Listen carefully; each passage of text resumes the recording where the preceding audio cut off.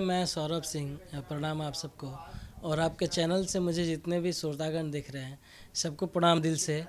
और मैं एक्चुअली मैं बनारस बीएचयू से मैंने म्यूज़िक की शिक्षा ली और अपडेट मैं शुरू से ही बनारस रहा और बीएचयू से मैंने शिक्षा ग्रहण की म्यूज़िक की।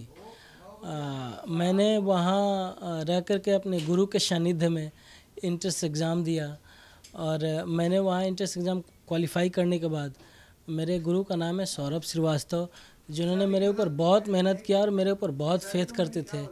बहुत आशीर्वाद उनका रहा और जो भी हूँ मैं गुरु का आशीर्वाद से आज बीएचयू। बनारस हिंदू विश्वविद्यालय मतलब दुनिया में सबसे मशहूर एक विश्वविद्यालय, मतलब लोग तरक्की जाने के लिए ऐसे, तो कैसा अनुभव था जब गए आप वहाँ पे शिक्षा ग्रहण की? क्या क्या आपको ऐसा अनुभव हुआ जो यादगार पल आपका, कुछ बताइए। सौभाग्य रहा मेरा। मैंने तो ये सोच करके बनारस नहीं गया था कि मैं इस लेवल से मैंने म्यूज़िक स्टार्ट करूँगा, लेकिन सौभाग्य रहा मेरा गुरु का। उन्होंने कहा, सारे बच्चे फॉर्म भर रहे थे, ये सच्चाई है, फॉर्म भर रहे थे लोग कि मैं बीएचयू में मेरा ये हो जाए। मैंने सिर्फ़ और सिर्फ परफॉर्मिंग के तरफ से गया था कि मैं अच्छा सीख करके अच्छा गाऊँ, मेरे घर वाले मेरे शहर वाले मुझे मेरे परफॉर्मिंग के हिसाब से पसंद कर। लेकिन मेरे गुरु ने कहा नहीं, तुम भी फॉर्म डाल दो। और सारे बच्चे स्टार्ट किए वहाँ अपना शिक्षा लेना। और गुरु ने जो स्टार्ट कराया वहाँ की, भाई सर तुम्हारे क्या पूछेंगे इंट्रेंस एग्ज़ाम में, और मैंने वो एग्ज़ाम दिया और उतने बच्चों में मेरा सौभाग्य रहा, जबकि मैंने उसका तैयारी नहीं किया था। मैंने सिर्फ और सिर्फ अपने पे कि मैं परफॉर्म करूँगा अच्छा सीख करके, वो करके मैंने इंट्रेंस एग्ज़ाम दिया और सिर्फ उसमें से सौभाग्य मेरा रहा, गुरु का आशीर्वाद रहा मेरे ऊपर। सिर्फ और सिर्फ उतने बच्चे में मेरे गुरु की तरफ से 2 बच्चों का उसमें से हुआ, सौभाग्य रह गया मेरा। कितने सालों का अनुभव था, कितने सालों की शिक्षा थी आपको, जो शिक्षा आपने ग्रहण की, क्या जो सबसे मुख्य तत्व जो आपने पाया इस कलात्मक क्षेत्र में, क्या पाया आपने सबसे मुख्य? मैंने वहाँ 6 साल अपने म्यूज़िक के लिए दिया, 3 साल डिप्लोमा और 3 साल बी म्यूज़। और मैंने अभी एम्यूज़ कर रहा हूँ राजा मान सिंह तोमर ग्वालियर से। तो मैंने वहाँ 6 साल मैंने ये भी नहीं देख रहा था, बिना खाए पिए मैंने इतना प्रैक्टिस किया। इतना प्रैक्टिस करने के बाद भी गुरु के पास जब हम जा रहे थे, गुरुजी के पास जब जा रहे थे, तो वो ऐसा बोल रहे थे, यार तुम लोग कोई प्रैक्टिस नहीं किए हो। हम लोग सोचे यार दिन भर हम लोग प्रैक्टिस किया है, गुरुजी ऐसा बोल रहे हैं, क्या कमी रह गई। अगले दिन और प्रैक्टिस, ऐसा करते करते 2-3 दिन तो हम लोगों को क्लास से भगा भी दिया गया था, लेकिन गुरु का आशीर्वाद रहा। आज बनारस से मुंबई तक का सफ़र आप लोग के आशीर्वाद से है और आगे गुरु का आशीर्वाद, आप लोग का आशीर्वाद देखते हैं। सर, बनारस में आपने शिक्षा ग्रहण कर ली, उसके बाद शिक्षा तो ग्रहण कर ली, ज्ञान तो अर्जित कर लिया, लेकिन सबसे मुख्य चीज़ होता है कि कलाकार के तौर पे स्थापित होना इतना आसान नहीं होता है। पहला ब्रेक मिलना सबसे जरूरी होता है। पहला ब्रेक कहाँ मिला, कैसे मिला, किस माध्यम से मिला आपको? मैंने बहुत सारा एल्बम किया, उसमें मुझे बहुत सारा रिस्पॉन्स अच्छा आया, लेकिन मैंने शो किया कम से कम लगातार 4-5 दिन का मेरा शो था। वहाँ से मेरा पटना एक रिकॉर्डिंग था लोकगीत का। वहाँ स्वीटी सिंह राजपूत एक भोजपुरी इंडस्ट्री की बहुत जानी मानी एक्ट्रेस है, उनकी रिकॉर्डिंग होनी थी बनारस में। और मैंने कुछ कंपोजिशन तैयार किया था, मैं कंपोजिशन भी करता हूँ, कंपोजिशन तैयार किया था, मेरा ही कंपोजिशन तैयार किया हुआ था। तो मुझे लोग बोले कि आपको चलना ही पड़ेगा क्योंकि रिकॉर्डिंग है मैम का ठीक ठाक नाम है भोजपुरी इंडस्ट्री में। तो मैंने कहा ठीक है चलते हैं। मैं और मेरी आँख इतनी बड़ी बड़ी सूजी हुई थी क्योंकि मैं कार्यक्रम किया था, बहुत लगातार कंटिन्यू कार्यक्रम था। तो मैं कहा चलिए ठीक है। मैं उस दिन मैम अच्छा गा रही थी, मैंने कहा चलो फिर मैं रेस्ट कर लेता हूँ, नींद टूटेगी तो मैं फिर कुछ बैठ करके सुन लूँगा, देख लूँगा। मैं उस दिन थोड़ा सा देख करके मैं सो गया। मैं अगले दिन देख रहा हूँ कि रिकॉर्डिंग कुछ ढंग का नहीं हुआ, जैसे तैसे कुछ हो गया। मैंने अगले दिन बोला मैं बैठता हूँ मैम, कुछ बैठ करके करते हैं। मैंने कुछ प्रैक्टिस वगैरह साथ में किया, रिकॉर्डिंग हुई। अगला दिन का रिकॉर्डिंग अच्छा हुआ। फिर मैम का मेरे ऊपर ध्यान गया कि नहीं चलो ठीक है, तुमने मेरे लिए इतना किया तो मेरा भी कुछ फ़र्ज़ बनता है। ऐसे ही चलता गया, कुछ हुआ। फिर मैंने एल्बम वगैरह किया, मंच परफॉर्मेंस भी किया, मैम को कुछ मैं भेजता रहता था। फिर मैंने बोला तुम्हारे लिए, तुम टैलेंटेड हो, तुम्हारे लिए मुंबई है, तो मुंबई आ जाओ, वहाँ देखते हैं। और वहाँ अभी तक आशीर्वाद मिल रहा है। मैंने एक फ़िल्म साइन भी कर लिया है। फिल्म की शूटिंग तैयारी चल रही है, रिहर्सल वगैरह हो रहा है। और अभी हम लोग अगले में मंथ में हो सकता है तो रिहर्सल वगैरह हो जाए तो शूट तैयार भी हो जाएगी। भोजपुरी इंडस्ट्री में कई सालों से 3-4 ही नाम जो बहुत स्थापित हैं, नाम में खेसारी हो गए, पवन सिंह हो गए, दिनेश नानेरवा हो गए। तो ये बताइए, इसमें कोई राजनीति है कि यही लोगों का कोई मतलब कह सकते हैं कि डोमिनेशन है, यही लोग राज करते हैं और लोगों को आने का मौका मिलता नहीं है? क्या बात क्या है ये बताइए। देखिए क्या हुआ, मैं तो अभी क्या बोलूँ इस पे। मैं अगर कुछ बोल दूँ तो अभी से बवाल होना स्टार्ट हो जाएगा। लेकिन भोजपुरी इंडस्ट्री अब किसी से छिपी नहीं है। मैंने एक गाना किया था, चुए लागल ताड़ी पेट भइल हाड़ी, और एक एसी में रहबू की पिपरा के छाँव में। मैं किसी का नाम नहीं रखूँगा, लेकिन ये गाना भी मेरा किसी न किसी स्टार जो स्टार मानते हैं, मैं भी मानता हूँ, ऐसा नहीं है। उन लोगों ने इस गाने को गाया, बहुत सारे लोगों ने गाया। मैं इस गाने को थोड़ा सुना सकता हूँ क्या? मैंने ये गाया था, हर चुए लागल ताड़ी ई पेट भइल हाड़ी, चुए लागल ताड़ी ई पेट भइल हाड़ी, हब चालई बहकता, अरे फरके हटाए सैया तहर मुँह महकता, फरके हटाए सैया तहर मुँह महकता। ये मेरा गाना था। इसको लोगों ने बहुत सारे कॉपी करके गाया। मैं नाम नहीं लूँगा, ठीक है। जिसको जो लगता है, कम से कम मुझे ये सौभाग्य तो मेरा गाना लोग कॉपी करके गाए, ये मेरे लिए बड़ी चीज़ है। मैं नाम नहीं लूँगा, मैं साफ़ सुथरा काम करता हूँ और भगवान पे भरोसा है, आप लोग को, मेरे श्रोतागण पे भरोसा है। लेकिन ये भी मैं चाहूँगा कि भोजपुरी इंडस्ट्री में जो म्यूजिक वीडियो खासकर आते हैं, बहुत सस्तापन उनमें होता है। खासकर जो अभिनेत्री होती है उसको बहुत फुहर तरीके से दिखाया जाता है, उनको जो पेश किया जाता है उसमें कोई सभ्यता नहीं होती है। उसके बारे में क्या कहना चाहेंगे? ये मैं, हाँ ये सही आपने कहा, ये सही आपने पूछा मेरे से। मैं ये कहता था आज से कम 4 से 5 साल पहले ऐसा नहीं होता था। सबका एक लेवल होता था, सबका कोई सीनियर आर्टिस्ट है तो उसको उस नज़रिए से देखा जाता था। लेकिन आज क्या हो गया है, लॉबी बन गई है। ये लॉबी नहीं होनी चाहिए। सीनियर आर्टिस्ट का जो लेवल है वो होना चाहिए। अब क्या है कि ये मेरे साथ काम कर रहा है, अरे मेरे साथ काम कर रहा है तो उसके साथ, यार इसके साथ ये है तो इसका नहीं, ये नहीं होना चाहिए। सीनियर आर्टिस्ट का जो लेवल है वो होना चाहिए, उस हिसाब से फिल्म बनी चाहिए, उस हिसाब से बजट होना चाहिए। तो ये क्या होगा ना, भोजपुरी इंडस्ट्री का, मैं अपने लिए नहीं बोल रहा हूँ, भोजपुरी इंडस्ट्री का लेवल बढ़ता जाएगा। सीनियर आर्टिस्ट का अपना लेवल होना चाहिए, उस हिसाब से बजट होना चाहिए, उस हिसाब से लोगों को मान सम्मान होना चाहिए। तब उस हिसाब से कलाकार को क्या चाहिए, प्रेम चाहिए।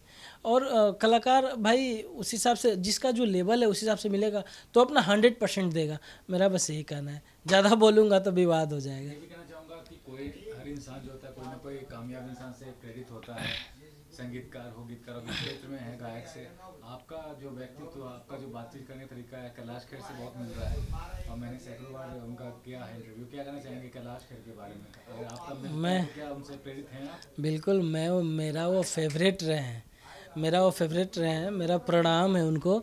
मैंने उनका बहुत गाना प्रैक्टिस में गाता भी था। लेकिन क्या है कि मेरी मातृभाषा थी भोजपुरी, इसलिए मैंने भोजपुरी सेलेक्ट किया। और भोजपुरी में भी अच्छे अच्छे टैलेंटेड लोगों हैं जिनको मैंने सुन करके मैंने भोजपुरी डिसाइड किया। तो सीनियर आर्टिस्ट है, मैं उन लोगों का भी इज़्ज़त करता हूँ और जो उस लेवल का है उन लोगों को इज़्ज़त का पात्र बनाए और भोजपुरी इंडस्ट्री को आगे ले जाने का प्रयास करें। मेरा यही प्रार्थना है आप सबसे। तो कई लोगों ने नाम कमाया, पैसा कमाया भोजपुरी इंडस्ट्री में, लेकिन फिर भी जो पहुंच या जो नाम आपको हिंदी फिल्म इंडस्ट्री में, बॉलीवुड में मिलता है, वो शायद आपको कभी ना मिले भोजपुरी इंडस्ट्री में। तो भोजपुरी इंडस्ट्री से जुड़ने का मकसद क्या है? क्या आपको क्या लगता है कि बॉलीवुड में ब्रेक मिलना बहुत मुश्किल काम है अगर भोजपुरी से मुकाबला करें तो? नहीं, ऐसा नहीं है। लेकिन मैंने अभी यही कहा कि हिंदी इंडस्ट्री में जो जिस लेवल का है उसको उस लेवल का इज्जत मान सम्मान मिलता है। लेकिन यहाँ क्या है, लॉबी है। ये लॉबी नहीं होनी चाहिए। इंडस्ट्री में जो जिस लेवल का है उसको उस लेवल से सम्मान दो, इंडस्ट्री ऑटोमेटिक आगे बढ़ जाएगी। ये मेरा है, वो उनका है, वो उनका है, ये नहीं होना चाहिए। जो जिस हिसाब से टैलेंट है टैलेंट को पहचाने, उसको उस हिसाब से मौका दे, लॉबी ना देखे, भोजपुरी इंडस्ट्री ऑटोमेटिक आगे बढ़ जाएगी। ये भी जो म्यूजिक कंपनी है, म्यूजिक कंपनी का बहुत बड़ा योगदान आता है किसी कलाकार की कामयाबी में। उनका भी रवैया शायद बहुत सही नहीं रहता है, जो नए कलाकार होते हैं उनको मौका देना या उनका करियर को आगे बढ़ाना, उसके बारे में क्या कहना चाहेंगे? हाँ, ये सही बात है। जैसे हम जैसे छोटे कलाकार हैं तो उन लोगों का क्या है कि जो हिट है उन्हीं का गाना लेंगे, उन्हीं के गाने पे प्रमोशन करेंगे, उन्हीं का गाने का ऐड करेंगे, ये करेंगे वो करेंगे। लेकिन नहीं, ऐसा ना करें।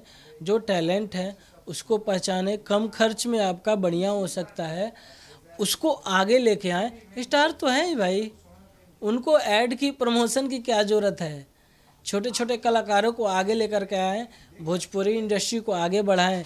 साउथ इंडस्ट्री आजकल देख लीजिए, मेरे हिसाब से वो सब पे हावी है, सब पे हावी है। तो उस हिसाब से लेकर के आए ना, जो जिस हिसाब से है उसको प्रमोट करें और आगे बढ़ाएं। फिर देखते हैं भोजपुरी अपने उस हिसाब से होगी। और ये मैंने कहना भूल गया अभी, भोजपुरी सबसे अधिक देशों में बोली जाती है, 25 देशों में भोजपुरी बोली जाती है। लेकिन सबसे पीछे कौन है ये नहीं कहना चाहिए मुझे, लेकिन मेरे हिसाब से मैंने जो सोचा हूँ, भगवान मेरा सुने तो भोजपुरी सबसे ऊपर होनी चाहिए, मेरा ये कल्पना है।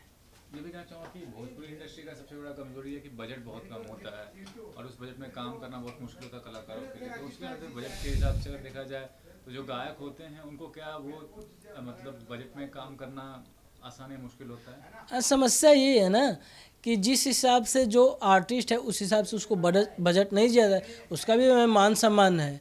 जब आप उस हिसाब से बजट नहीं दोगे तो वो क्यों करेगा, उसका भी पेट है, घर परिवार है, कैसे चलाएगा। तो इस हिसाब से अपना करता है, नहीं तो मान सम्मान बचाने के चक्कर में अपना कोई काम और करता है, नहीं तो दूसरे इंडस्ट्री का काम करता है, साउथ, हिंदी, ये वो फलाना वगैरह, चाहे एल्बम वगैरह। आजकल एल्बम वगैरह का तो बहुत वो चर्चा है। तो उस हिसाब से अपने सोचता है कि मैं अपना इमेज भी ना ख़राब करूं और अपने हिसाब से काम भी करूं। तो समस्या ये एक लॉबी नहीं होनी चाहिए भोजपुरी में, और भोजपुरी में एक सम्मान लाएं, जो आर्टिस्ट जिस हिसाब से उसको उस हिसाब से प्रमोट करे, बजट दे, उसका भी घर परिवार है भाई, और भोजपुरी के बारे में थोड़ा सा सोच करके आगे लेके जाने का प्रयास करें। मेरा यही है। ये बताइए कि आगे का भविष्य क्या नजर आ रहा है आपको? लॉकडाउन हुआ 2 साल, भोजपुरी इंडस्ट्री या किसी भी इंडस्ट्री में बहुत भारी पड़ा, आर्थिक नुकसान भयंकर हुआ। क्या भोजपुरी इंडस्ट्री आगे कुछ नया, कुछ जैसा साउथ इंडस्ट्री कमाल कर रही है, भोजपुरी कुछ कमाल कर पाएगी? बिल्कुल, मैंने परिस्थिति में रहेगी जैसे पहले से थी? बिल्कुल, मैंने कुछ डायरेक्टर से मिला तो उन लोगों की सोच है ये, लेकिन ये बात सबको सोचनी पड़ेगी, 1-2 लोगों से नहीं चलेगी। कुछ लोग ऐसा सोच रहे हैं कि मैं वैसा करूं जो साउथ है, हमारे बॉलीवुड के इंडस्ट्री हैं, उन लोगों जैसी अपना स्टोरी लेकर के आएँ, हीरो का एक्शन वगैरह लेकर के आएँ, जो भी है गाने वगैरह लेकर के आएँ, वल्गैरिटी है वो ना लेकर के आएँ।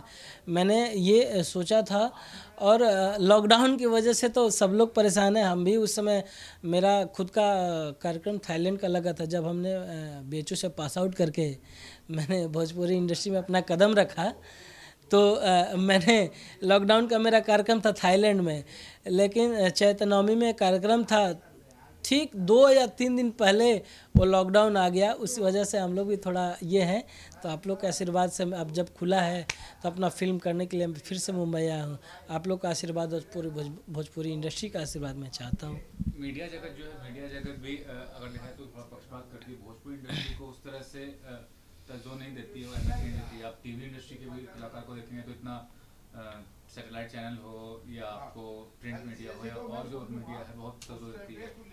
वो कितना बड़ा एक कमजोरी हो सकती है? देखिए, ये क्या है, मैं मीडिया को दोषी नहीं मान सकता, मैं मीडिया को दोषी नहीं मान सकता। भारत के चौथा स्तंभ जो मानते हैं वो मैं मीडिया को ही मानता हूँ, और वो मैं इनको दोष नहीं दे सकता।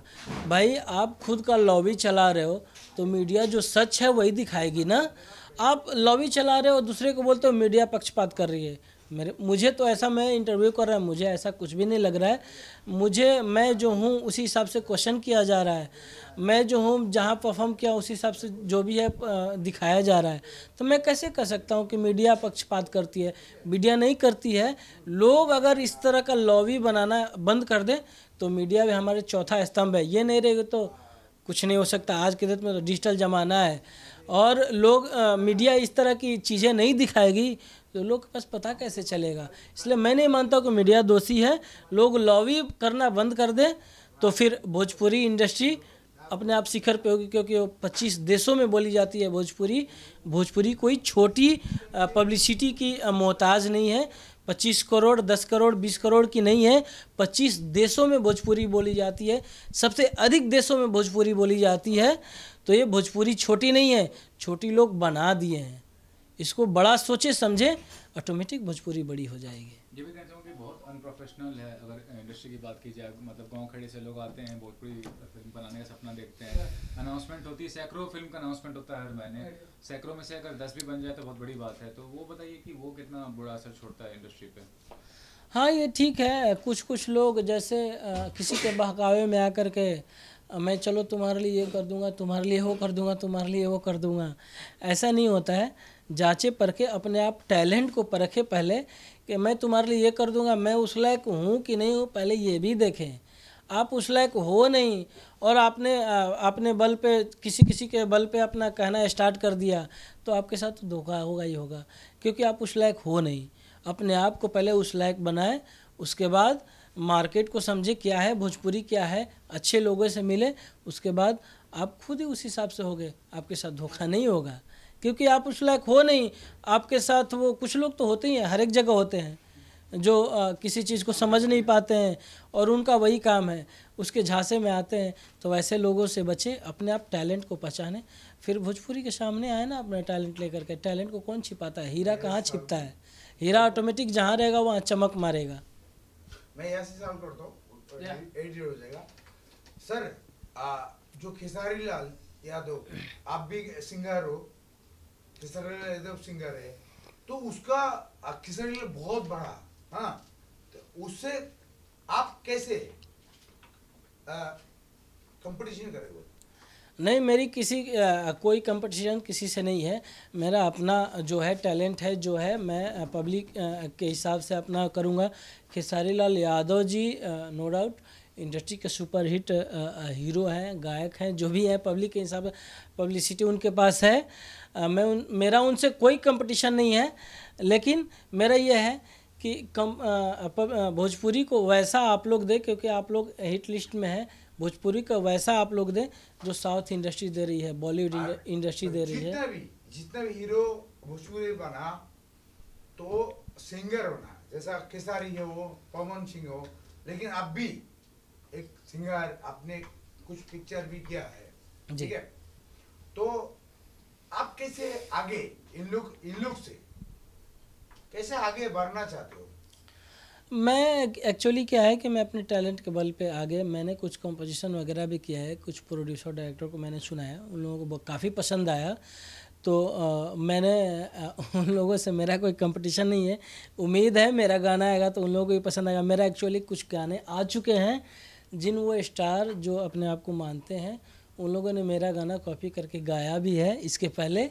तो मुझे अच्छा लगा, कम से कम मेरा इस लेवल का गाना तो उन लोगों को अच्छा लगा, कॉपी करके गाया। आगे से मैं उम्मीद करेंगे ऐसा नहीं हो, वो लोग भोजपुरी इंडस्ट्री को बड़ा करने के बारे में सोचे, छोटे कलाकार को खाने के चक्कर में ये ना सोचे। मेरा बस यही। दूसरा, आपका लोग बर्गर गाने पे आए, आपने बर्गर गाना कभी गाया नहीं, तो आप कैसे आगे बढ़ोगे? क्यों नहीं, अच्छे गाने आजकल आ रहे हैं, अच्छे गाने आ रहे हैं, मेरे भी अच्छे गाने, मेरे अच्छे गाने कॉपी हुए हैं और अच्छे गाने आ रहे हैं। अच्छे गाने आएंगे, लोग ऑटोमेटिक पसंद कर रहे हैं। मेरे अभी होली का गाना आया था, रेड़वा के पेड़वा, इसका भी लोगों ने कॉपी किया। रेड़वा का पेड़वा एकदम ठेठ देहाती गीत, ठेठ चीज़ एकदम इसका भी लोगों ने कॉपी किया। तो ऐसे गाने आएंगे और आप लोग का आशीर्वाद ऐसे नहीं मिल रहा है, कुछ इस तरह के गाने आए हैं तो आप लोग का आशीर्वाद मिल रहा है बस। जो बर्गर होता है भोजपुरी में, तो आप बर्गर का साइड दोगे कि आप अपने एक पहचान अलग बनाना चाहते हो? बिल्कुल, मैं वल्गैरिटी के ऊपर नहीं जाना चाहूँगा। वल्गैरिटी करके बहुत सारे लोग हैं, जातिवाद ये वो ये करके आ रहे हैं, वैसा मैं नहीं करूँगा। लेकिन पब्लिसिटी को इंटरटेन करने के लिए जो मेरा टैलेंट है, जो मेरे राइटर ने, जो मेरे प्रोड्यूसर डायरेक्टर ने जिस हिसाब से प्रोग्राम करेंगे उस हिसाब से करूँगा और अपना बेस्ट देने का प्रयास और करूँगा। आप जो गाना लिखते हो, आप क्या सोच के गाना लिखते हो भोजपुरी को इंडस्ट्री के लिए? क्या गाना लिखते हो? जो पवन सिंह लिखते हैं, पवन सिंह सिंगर है, गाना भी लिखते हैं, और खेसारी लाल भी है। तो उस दौर में इतने बड़े लोग हैं जो आप अपना आसमान जो है उसका, उन लोग का बीच में आप आके आप एक माहौल बनाना चाहते हो, कैसा करोगे? देखिए क्या है कि पवन सिंह जो भी हुए आदरणीय मेरे हैं, खेसारी लाल यादव जी मेरे आदरणीय हैं, इंडस्ट्री में जो भी कल्पना मेरी आदरणीय है, सबसे भोजपुरी इंडस्ट्री की बहुत बड़ी नाम कल्पना पटवारी, उनका मैं फ़ैन हूँ, सबसे बड़ा फ़ैन हूँ मैं कल्पना पटवारी का। मैंने उनके साथ शो भी किया है, खेसारी लाल यादव जी के साथ भी मैंने शो किया है। तो उन लोगों ने अपना नाम बना लिया है। तो मैंने क्या है कि उन लोगों ने कुछ इस तरह के गाने भी गाए हैं जिस पे बवाल हुए हैं, वल्गैरिटी ये वो, लेकिन आज अभी कुछ ठीक है, मैंने उस तरह का काम नहीं करूँगा। साफ़ सुथरा गाने हैं मेरे पास, उस तरह भी गाने मेरे पास थे। बहुत लोगों ने मेरे को बोला कि कर दो ये गाना वो गाना, मैंने ब्रेक करके रखा, नहीं किया हूँ। अच्छे अच्छे गाने करके ला रहे हैं, वही गाने लोगों को पसंद आ रहे हैं, मैं वही करूँगा और आप लोगों का आशीर्वाद से अच्छा होगा। दूसरा, अगर आप वल्गैरिटी नहीं है तो आप अगर खेसारी लाल कुछ गाना बनाता है, मतलब डबल मीनिंग्स का, आपका ऐसा कोई गाना आप लिखे डबल मीनिंग्स में? देखिए क्या है कि खेसारी लाल यादव जी हुए, पवन सिंह जी हुए, जो है ये लोग भी कहीं ना कहीं जिस समय कल्पना देवी, मनोज तिवारी, भरत शर्मा, इन चारों लोगों का नाम जब एकदम बूम कर रहा था, उस समय इन लोगों की ओपनिंग थी और इस हिसाब से कोई ना कोई इन लोगों को मिला अपडेट करने के लिए। जैसे अशोक शिवपुरी का मैं नाम लूँगा, अशोक शिवपुरी टी सीरीज़ के बहुत बड़े राइटर हुए हैं। कल्पना, मनोज तिवारी, भरत शर्मा, पवन सिंह, इन लोगों को वैसा वैसा गाना करके मार्केट में बनाए रखा। और मेरा भी गाना अशोक शिवपुरी जी ने बहुत सारा किया है। तो उस हिसाब से मैं ये सोच रहा हूँ कि जब कल्पना देवी, भरत शर्मा के बीच से ये लोग निकल सकते हैं तो इन लोगों के बीच से हम लोग क्यों नहीं? सर एक दूसरा शिल्पी शिल्पी बहुत बड़ा आज भोजपुरी में सिंगर है, तो उसका एक वीडियो वायरल होगा, सेक्स वीडियो वायरल होगा, उसके बाद उसके ऊपर आप क्या क्या कहना चाहते हो? नहीं, ये तो है, ये जो भी है मुझे इसके बारे में बहुत जानकारी नहीं है। जो भी है ये गलत है। मैंने इसके बारे में कुछ वीडियो देखा, मैंने वो वीडियो तो नहीं देखा हूँ, लेकिन कुछ यूट्यूबर की वीडियो मैंने देखा। वो लोग का ओपिनियन मुझे ये समझ में आया कि ये फेक है और किसी भी आर्टिस्ट की कलाकारों को इस हिसाब से प्रमोट नहीं करना चाहिए। तो मुझे ये गलत लगता है किसी भी लेडीज़ कलाकार का। भोजपुरी का वही दो तीन एक्ट्रेस का हमेशा वो क्यों जब जब जब भोजपुरी जब खत्म होता है, मतलब आप खत्म होता है तो आपका एक सेक्स वीडियो वायरल किया जाता है, तो भोजपुरी का बदनाम होता है कि हमारा बदनाम?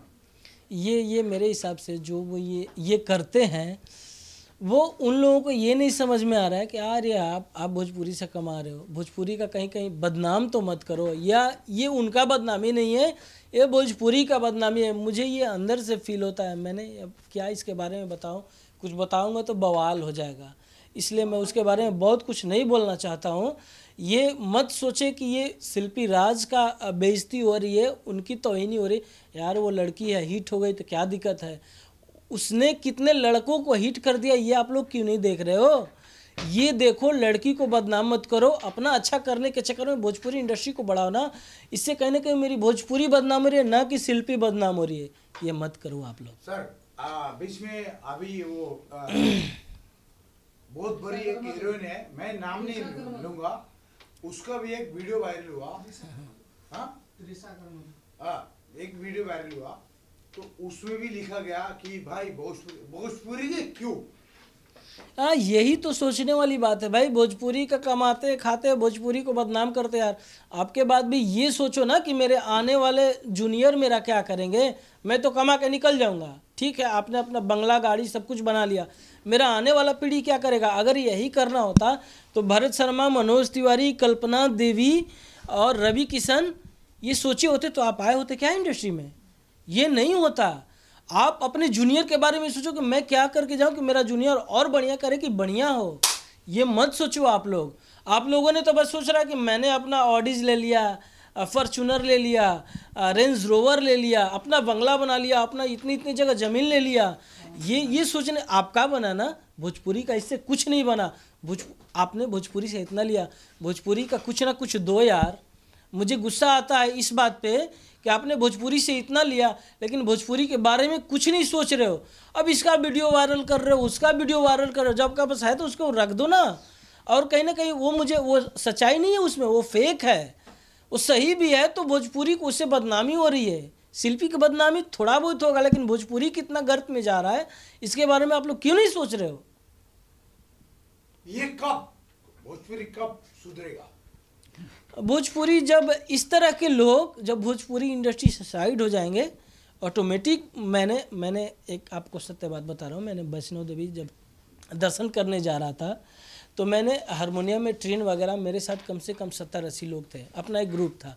वैष्णो देवी दर्शन करने जा, उसमें एक कलाकार ऐसा था कि जो मंच पे हम लोगों के साथ बहुत राजनीति, इसको अनाउंस कर दो, उसको अनाउंस कर दो, इसको बुला दो, उसको बुला दो, ये अच्छा गा रहा है तो उसके बीच में जाकर इंटरफेयर कर दो, इसको डाउन कर दो, ये कर दो। वही आज के डेट में भोजपुरी इंडस्ट्री में ये अच्छा कर रहा है ना, उसका कुछ ना कुछ ये कम। हाँ, भोजपुरी जैसा मनोज तिवारी से लेके, मनोज तिवारी हीरो बना सिंगर से, खेसारी लाल सिंगर से, आप एक सिंगर हो और आप भोजपुरी में पदार्पण क्या कर दिया। आप क्या चाहते हो? भोजपुरी इंडस्ट्री क्या होना चाहिए? मैं ये चाहता हूँ कि भोजपुरी इंडस्ट्री कम से कम हिंदी इंडस्ट्री के लेवल में अच्छे अच्छे गाने बन रहे हैं। ऐसा नहीं है, हिंदी के गाने बन रहे हैं। साउथ का आज के डेट में लेवल देख लीजिए, जिसका मुझे लगता है साउथ का ऑडियंस सिर्फ 25 करोड़, मैंने आज सुबह ही सर्च कर रहा था, 25 करोड़ के आसपास है। और हमारे यूपी बिहार के ऑडियंस कम से कम 30 से 35 करोड़ के आसपास है। इतने ऑडियंस में जो इतना राज कर सकता है, हमारे पास तो 25 देशों में भोजपुरी बोली जा रही है। हम लोग क्या इतने पे सबसे नीचे डाउन पे बने रह सकते हैं? अरे यार, इसके बारे में कुछ अच्छा सोचो। ऐसे ऐसे वीडियो ना लाएं, ऐसे ऐसे वीडियो वायरल ना करें। अपने बारे में ना सोच करके कुछ भोजपुरी के बारे में सोचें और उसके बारे में अच्छा करने के लिए सोचें। आपसे एक और सवाल है कि आप भोजपुरी इंडस्ट्री को कैसे बदलना चाहते हो? मेरे ऊपर क्या है, मेरे ऊपर तो बहुत सारे स्टार लोग हैं। मैं तो बस आप लोग के आशीर्वाद से थोड़ा बहुत हूँ। मेरे ऊपर यही है कि मैं स्टारों से इतना रिक्वेस्ट करना चाहूँगी कि आप अच्छे अच्छे लाओ, अच्छे जूनियर कलाकारों को मान सम्मान देना स्टार्ट करो और लॉबी बनाना बंद करो। उसके बाद फिर जो भी है टैलेंट को पहचानो, आगे लाओ, भोजपुरी के बारे में कुछ करो। मेरा ये मतलब आपका कहने का मतलब है कि जो है कलाकार है, जिसका पास टैलेंट है, जिसके पास टैलेंट है वो टैलेंट आना चाहिए। बिल्कुल। तो वो आता नहीं है कि 2-4 लोग सिमट गया भोजपुरी। हाँ, 10 लोग 5 लोगों में क्यों सिमट गया भोजपुरी? क्यों? क्योंकि ये देखिए ना कि लॉबी मैंने बार बार यही कर रहा हूँ कि लॉबी। अभी देखो क्या है कि मेरे साथ अगर किसी ने काम किया तो मेरा प्रतिद्वंदी, आप उसके साथ काम किया, मैंने आपको काम नहीं दूँ क्योंकि वो टैलेंटेड भी है, उसको ज़रूरत भी है। लेकिन अब किसी न किसी ऐसे अनजान व्यक्ति को खड़ा कर दिया, चलो भले मैं उसको ना लूँ, अनजान व्यक्ति से काम निकलवा लूँ जिसको काम बिल्कुल भी नहीं आता है, उससे काम निकलवा लूँ। और टैलेंटेड कहीं ना कहीं वो हमने छोड़ दिया। तो भोजपुरी टैलेंट को नहीं लेकर के आएंगे तो पब्लिक कहाँ से पसंद करेगी? इसलिए मैं सवाल मैं रात भर आपको सवाल पूछ सकता हूँ क्योंकि भोजपुरी इंडस्ट्री ऐसा है। अभी कुछ पवन सिंह इतने बड़े स्टार है, ठीक है, उसको पर वो दारू पी के वो ऑनलाइन आता है और वो इतना गंदा बात करता है, गाली गलौज से बात करता है, आप उसके ऊपर क्या कहते हैं? मैं ये कहूँगा कि ठीक है, पवन सिंह जी नो डाउट अच्छे टैलेंटेड कलाकार हैं और आदरणीय भी हैं, लेकिन ये इसी से तो भोजपुरी बदनाम हो रही है। कम से कम ऐसे काम करके कैमरे के सामने, पब्लिक के सामने तो ना है।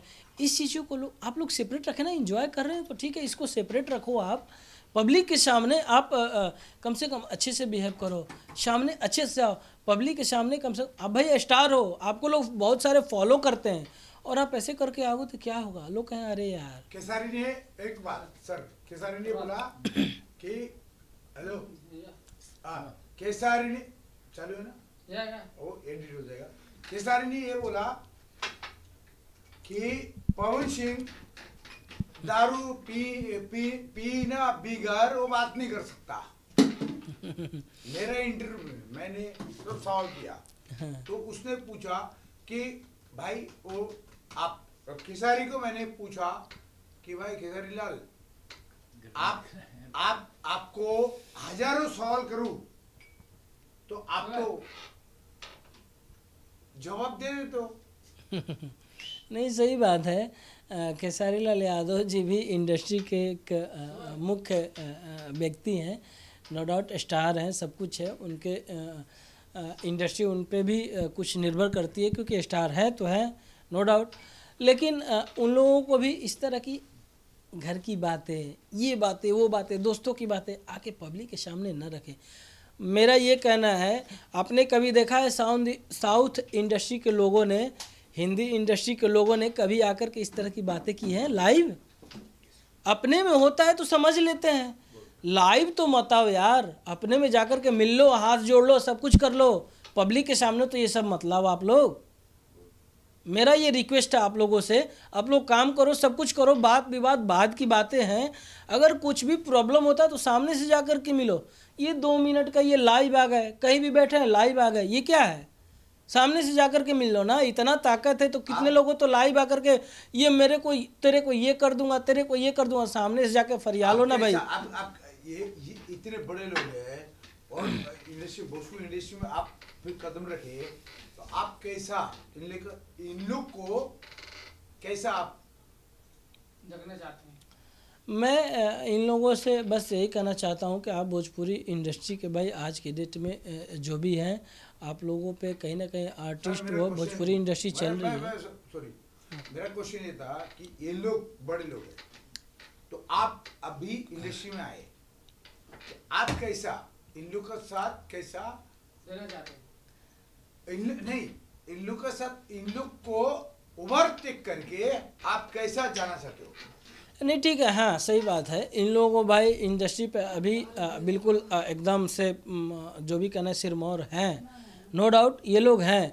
लेकिन इन लोगों के सहयोग से, अपने टैलेंट के बल से कहीं ना कहीं इन लोगों से मिल करके जो भी है अपना आदमी काम करेगा, अपने टैलेंट को दिखाने का प्रयास करेगा। अगर आप लोगों को पसंद आए तो ठीक है, वरना राजनीति मत करना। कम से कम टैलेंट को आगे लाओ आप लोग। आप जितने भी इंडस्ट्री के सिरमौर हैं इस समय, जो अपने आप को बहुत सारे चीज़ लोग विवाद में बोल देते भी हैं, मैं वो नहीं बोलूँगा, लेकिन मैं अपने आप को फेस करूँगा अपने टैलेंट के बल पे, आप लोगों से मिल करके, आप लोगों से जो भी है वो। लेकिन राजनीति आप लोग प्लीज़ मत करना। सॉरी, एक सवाल है सर कि आप पहले अभी आए इंडस्ट्री में, लेकिन खेसारी लाल हो, पवन सिंह हो, दोनों सिंगर है, आप खुद सिंगर हो। बिल्कुल। आप सिंगर, भोजपुरी में सिंगर ही हीरो बनता है। आप कैसे ये दोनों को मार दोगे? मैं मार तो नहीं दूंगा, लेकिन क्या है कि मैंने इन लोगों के साथ मैं मंच किया हूँ, स्टेज शो किया हूँ, मैंने सबका गायकी सुना हूँ। उस हिसाब से मैं भी BHU से अपना भाई म्यूज़िक का कोर्स किया हूँ, तो उस बल पे मैंने, ठीक है, मुझे भी पब्लिक 2-4 पसंद करती हैं, तो उस हिसाब से मैं अपना काम करने का प्रयास करूँगा और आगे आने का प्रयास करूँगा। दूसरा सवाल खत्म नहीं है, सवाल दूसरा है कि सर आपने खेसारी लाल और पवन सिंह ये दोनों सिंगर है, ठीक है। सिंगर से उन लोग हीरो बने और मनोज तिवारी फला फला फला। लेकिन आप अगर आज सिंगर हुआ तो वहां से आप अगर हीरो बनना चाहते हो तो आपके स्टेटस क्या है? मैंने भी भोजपुरी मंच किया है, भोजपुरी म्यूज़िक का शिक्षा लिया है, अब एक्टिंग सीखा है। मैंने भी थोड़ा बहुत जो भी है पब्लिक के हिसाब से पसंद किया जाता हूँ, तो उस बल पे मैंने भी फाइट करूँगा। हाँ, लेकिन आप लोगों को जैसे मनोज तिवारी, रवि किशन, भरत शर्मा, गोपाल राय, मदन राय, जो भी पहले के लोग हैं, आप लोगों को जिस हिसाब से कोऑपरेट किया उन लोगों ने, उस हिसाब से अपने जूनियर को आप लोगों को भी कोऑपरेट करना पड़ेगा, तब जूनियर जाकर के अच्छे आएंगे और भोजपुरी इंडस्ट्री कहीं ना कहीं अप होगी। हम चाहते हैं कि जो ट्रेंड खेसारी लाल या पवन या तो मनोज तिवारी दिया, तो आप कुछ नया कुछ लेके आने वाले? बिल्कुल लेके आने वाला हूँ नया। मैं एक फ़िल्म कर रहा हूँ, वो भी इंटरेस्टिंग है, और मैंने कुछ गाने चोरी हो गए हैं, तो मैं रिक्वेस्ट करूँगा कि ये सब गाना चोरी ना हो, और आप लोगों से रिक्वेस्ट है कि जूनियर को आगे आने दें प्लीज़। आप लोगों से हाथ जोड़ करके विनती है। अच्छे अच्छे गाने आ रहे हैं, इस सब गाने को आप लोग प्रमोट नहीं कर सकते तो कम से कम चोरी मत करें। मतलब क्या होता है, ये जो बड़े लोग हैं, बड़े लोग अपने पैसा का दम से वो प्रमोट करता है, लेकिन जो छोटे जैसे आप जैसे कलाकार है, बहुत आपका मतलब गाना आपका हिट होता है। आपका अगर गाना अगर मार्केट में जाए तो आप हिट हो सकते हो।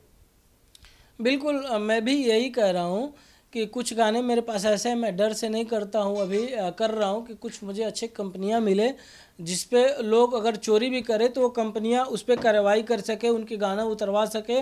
जैसे मेरा ये गाना एक आया था, मैं बोल देता हूँ, नहीं बोलना चाहिए मुझे। तो गुनगुना दे। हाँ, अभी मैंने वो गाना गाया था एक गुनगुना दो।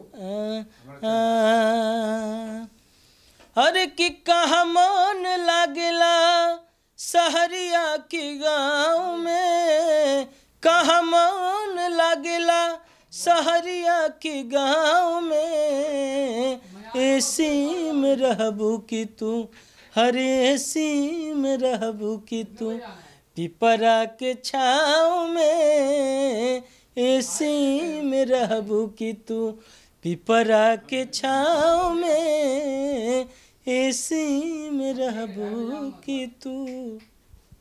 अभी लास्ट सवाल मेरा, लास्ट सवाल मेरा ये लास्ट सवाल है कि आप पवन सिंह हो या खेसारी लाल हो, मैं किससे पंगा? नहीं, मेरा किसी से पंगा नहीं हूँ, ना ही मैं पवन सिंह हूँ, ना ही मैं खेसारी लाल हूँ। मैं सौरभ सिंह हूँ। सौरभ सिंह की बदौलत में पब्लिक में आना चाहता हूँ और आप सबका आशीर्वाद पाना चाहता हूँ। आपके चैनल के माध्यम से जो भी देख रहे हैं मुझे, सबका आशीर्वाद पाना चाहता हूँ और भोजपुरी इंडस्ट्री को कहीं ना कहीं साउथ और बॉलीवुड इंडस्ट्री के लेवल में देखना चाहता हूँ। मेरा ये सपना है। Thank you sir. क्या यार, क्या मेरा सवाल मैंने कभी सिखाया नहीं इसको। पंखा ये देखो ए फटे साले ये ओके ब्रो।